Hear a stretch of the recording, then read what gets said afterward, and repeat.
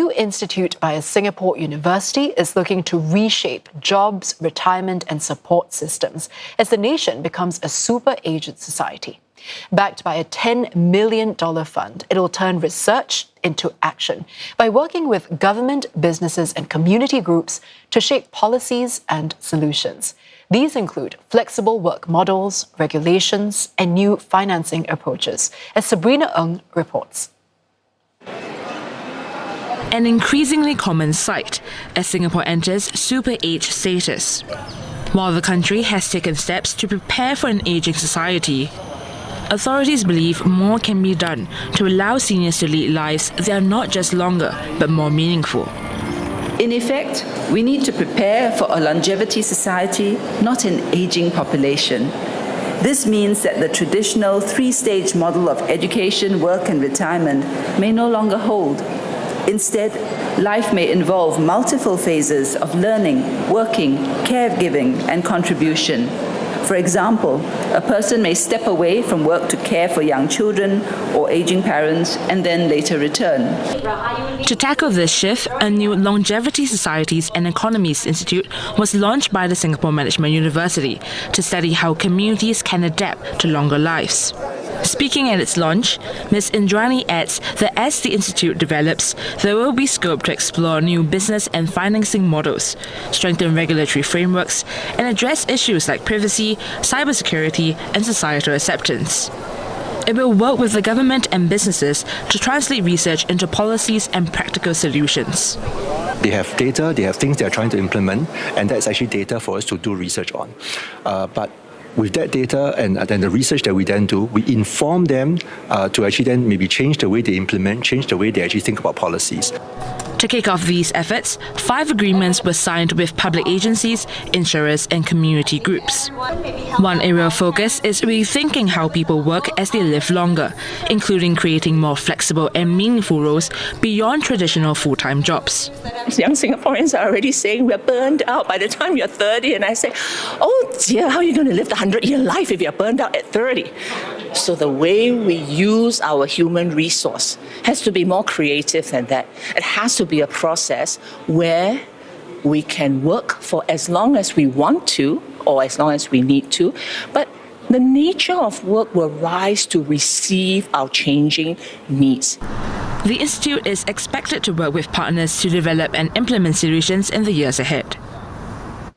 And with Singapore's total fertility rate at an all-time low and the country being a super-aged society, this could mean a lower pool of people in the workforce. However, experts are pointing to the silver generation as a key resource in filling these gaps, and not only as potential workers, but as consumers in a growing market that could reach over $122 billion by 2030. Mohammed Bahajjaj with more. With Singapore's TFR at its lowest at 0.87 and 1 in 4 citizens expected to be 65 and above by 2030, the country will be facing a labour crunch, more elderly to care for and fewer young people in the workforce. While experts say AI and technology can help to fill some of these labour gaps, they believe there is untapped potential in the silver generation. But it would require a societal shift in mindsets, especially in tackling ageism. First, companies need to make sure that seniors, older people feel wanted.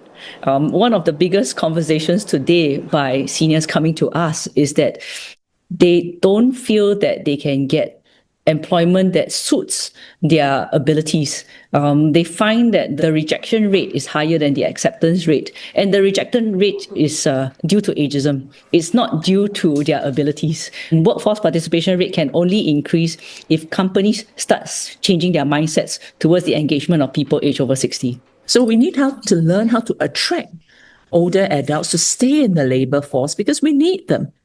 So this includes flexi work options.